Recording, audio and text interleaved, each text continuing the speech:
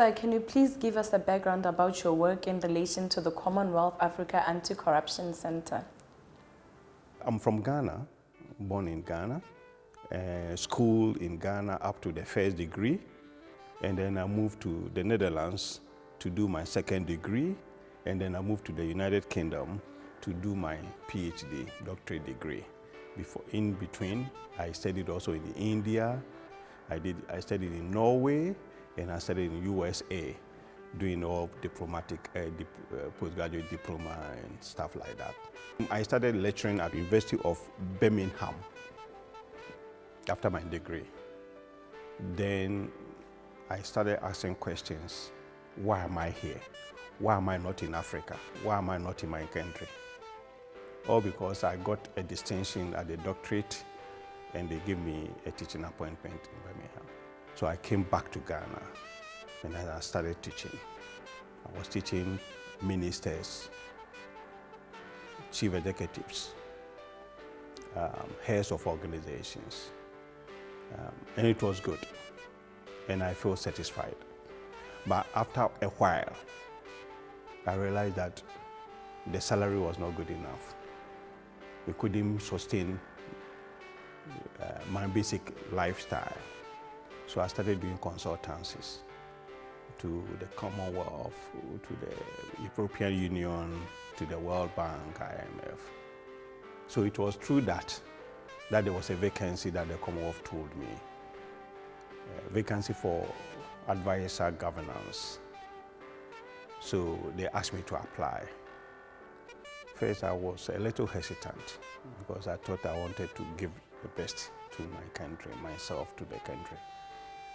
So in order not to lose that consultancy I was getting from them, I unwillingly applied. Then they shortlisted me. Then we went for a 3 days interview in London. And then I came on top after all the 250 applicants. So I got into the Commonwealth Secretariat in the year 2008. So what exactly is the Commonwealth Secretariat? The Commonwealth Secretariat originally, we have to talk about Commonwealth first. So what is Commonwealth? British colony. You know, the British have empire, and they colonized most countries around the world. When the British colony got independent, those who got independent decided to form association or come together. So there were, I think, originally about 6 countries: India, Canada, Australia, New Zealand, and a few others came together to form this association. So as more members got independent from Britain, they joined that Commonwealth of Nations. And the reason is that they all have one common language. They all speak English because of their association with the British government, the British country. They all have the same structure, public administration. They have the same laws. They have everything, so they can work together as a member. I think my first president of Ghana, Dr. Kwame Nkrumah from Ghana, when Ghana got independent first of the Sahara country, they are the first country in Africa that got independent from the British. He was instrumental in saying that they should have a secretariat to service the Commonwealth. You see, the Commonwealth were meeting, the heads, the presidents of Commonwealth, they were meeting. But you need to have a secretariat to support them. So Commonwealth Secretariat came into being as a secretariat to support heads of governments of Commonwealth countries who have come together after they got independent. So that's how the Commonwealth Secretariat came into being. And so we still maintain that every 2 years, all heads of Commonwealth countries, including Botswana, Ghana, Australia, everyone, they all meet every 2 years.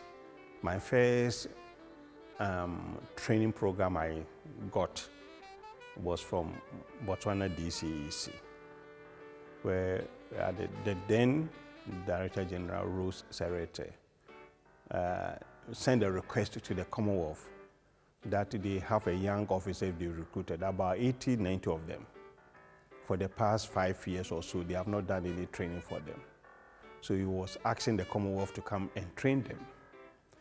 So I came with one consultant called Mr. Chua from Singapore. So we came 2009, and we stayed here for about 3 weeks and trained all these 90 staff in 3 batches. So that was the first time I got to Botswana first. Then I started my work across all the Commonwealth countries, delivering programs, helping them, advising them and all that, various countries, both Africa, Caribbean, Asia. You know, I can't remember Asia like this. I was in Malaysia, Sri Lanka, Singapore, and Ghana. I was in Botswana. From Botswana, we had a similar request, so we went to Zambia to do the same thing. So after 2 years of doing all this, and the requests that were coming in, I realized that I can't sustain it. 54 countries at the time. And I couldn't go to all these countries to deliver programs. It was that time that I decided to come out with a regional approach. So the regional approach was that I will group all the agencies, anti-corruption agencies in one region, Africa region. I will do the same thing for Caribbean region, Pacific region, and Asia region. So I'll start from Africa. So I again wanted to know where I'm going to organize this first conference. Of course, the one person that I have this association with was Botswana Rose at the time, because I was here for 3 weeks, whereas other places I'll go there for 1 week or whatever. So I asked Rose whether she would be prepared for me to come and organize a conference here. And said yes. So we met at Kapalani in 2011. Then I invited all the heads of anti-corruption agencies in Commonwealth Africa for this conference. All of them came. So at that conference, we then informed them that this is the objective of this conference. I want to set up an association of anti-corruption agencies. Then the president at the time was Yankama. So he inaugurated the association members. And then that was the birth of the Association of Anti-Corruption Agencies. I told them that we're going to rotate our annual conferences of sharing experiences and sharing ideas, so that those who are doing well in fighting corruption and those who are not doing well in fighting corruption, they will learn from each other. So like countries who are not doing well will learn from Botswana, learn from Mauritius, learn from Seychelles, learn from Rwanda, so that we share ideas and move on.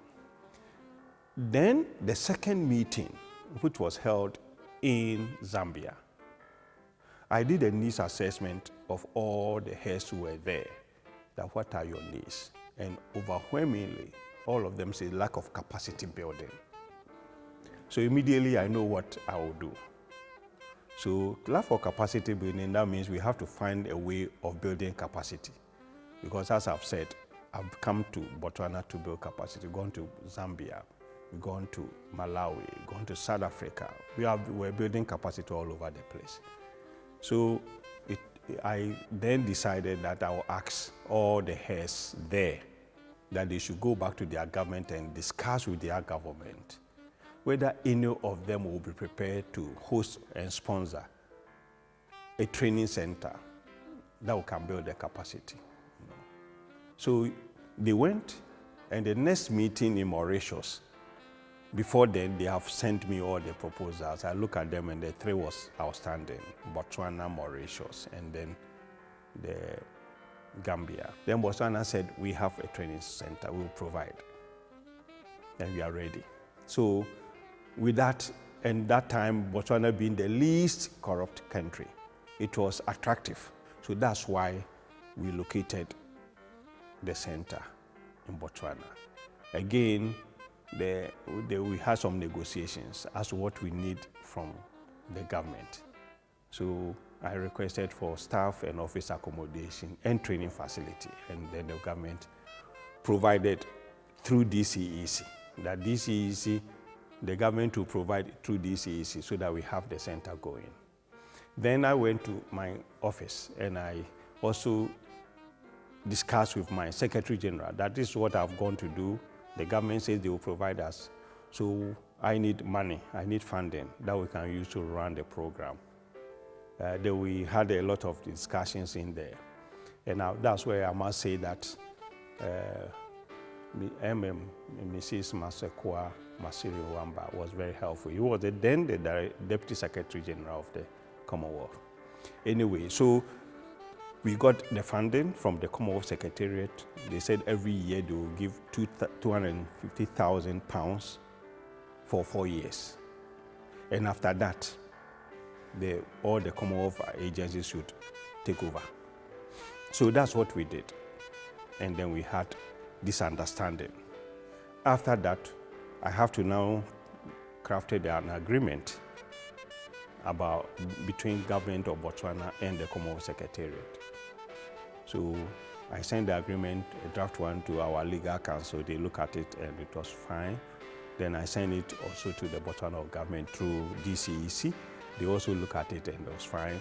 So on the 25th of February 2013, we launched the center. And the agreement was signed. And we invited all the heads of anti-corruption agencies and other interest parties, stakeholders, international organizations to come and witness. So that gave the birth of the center. So if you ask me, that's the history behind the center. So how does the Commonwealth Secretariat support CAG? When the center was established in 2015 February, you realize that nothing, if you go to nothing happened between the February and the October. So it was that time that we received a letter at the Secretariat, Commonwealth Secretariat, that they should second me more or less to come to Botswana to kickstart, to operationalize the center. So I left London, my base, and came to Gaborone here and stayed for a while, maybe about 3 months, where we started operationalizing the center. Have to design job descriptions for the key officers, the center manager, the coordinator for research, coordinator for training, coordinator for public affairs and administrative officer.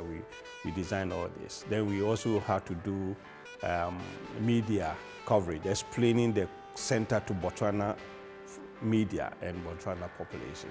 And also we also do international stakeholders meeting, where we invited all the international organizations, World Bank, UNDP, Transparency International, and a whole sort of others. There were about 30 of them. And we asked them how this is the vision that we have. We have done this between Botswana government and the Commonwealth Secretariat, but we want the international community to support, particularly in terms of funding and also key resource persons that they can deliver for us free of charge. And they all supported that. So after all that, we ran programs, and that's when we have the original people. They are still there. Anna, Setunya, Mapo.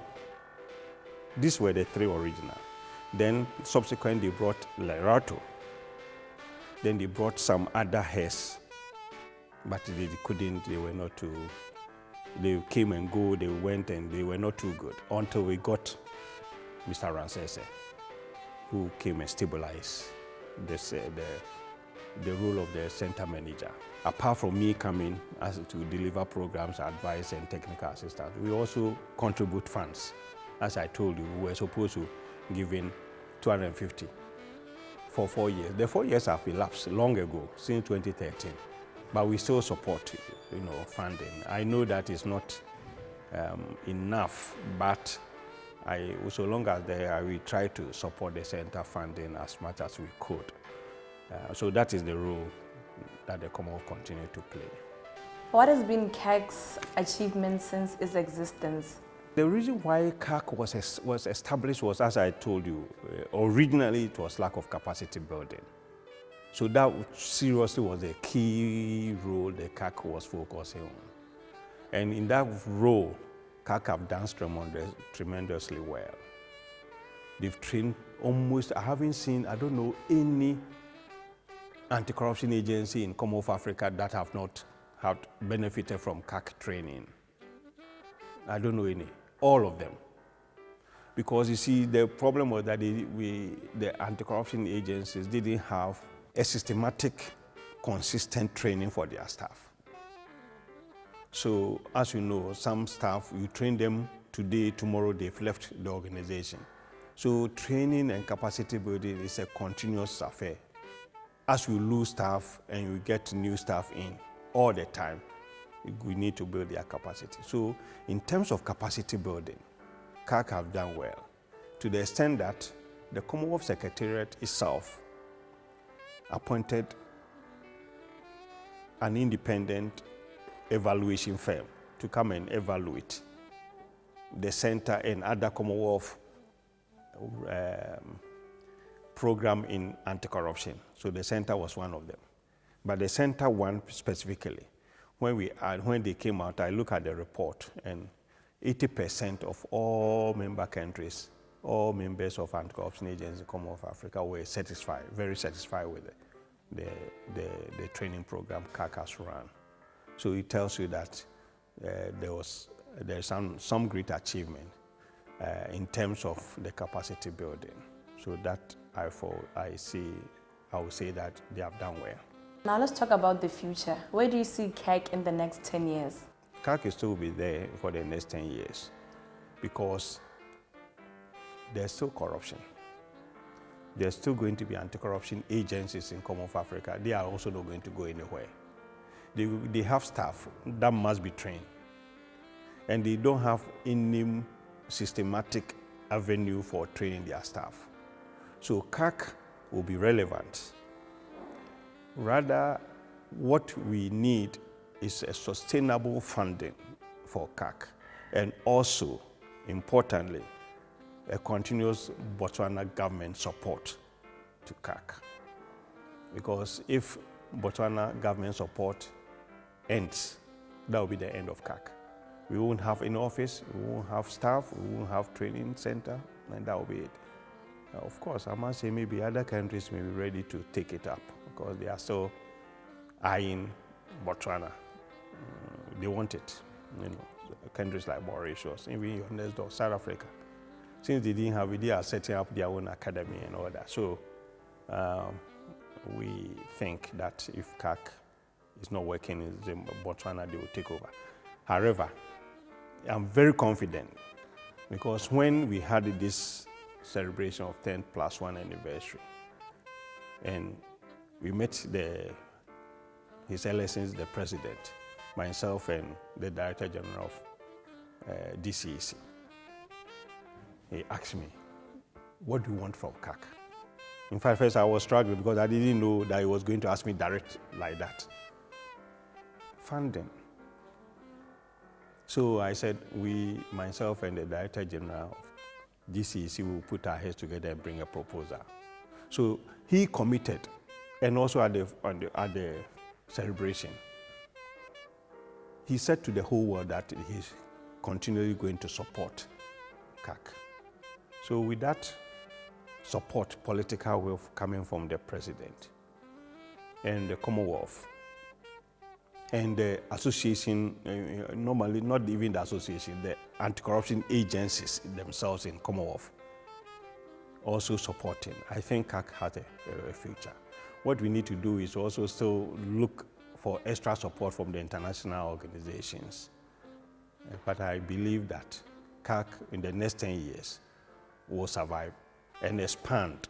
We have not done much in research area, but that one I'm not too worried because you see, most of the anti-corruption agencies may do their own research. And what CAC have to do is to collect all these researches and share to member countries, because that is the role of CAC.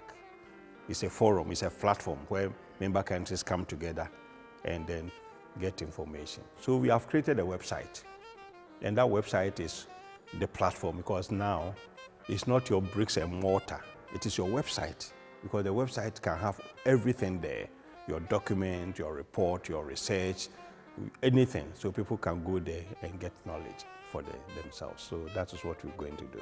So in conclusion, sir, can you tell us about your overall thought on the CAC 10+1 anniversary? The celebration, I must say, it exceeded my expectation. You know, when they started, I was having some Zoom conferences with them, with the center manager, with the deputy director general, and then the director general herself. You know, I know they were organizing it, but I had no impression about how it's going to pan out. But when I came and I saw what had been done, I wouldn't say that I was satisfied. It exceeded my expectation. It was so good. It was more or less like we are hosting our anniversary, what do you call our annual conferences. Exceeded that. So the celebration went very well. The takeaway that we had, that I was so happy with, was the commitment from His Excellency the President, that the Botswana government will support. That was key. So the celebration went well. All those people who came, the international community who came, also supported.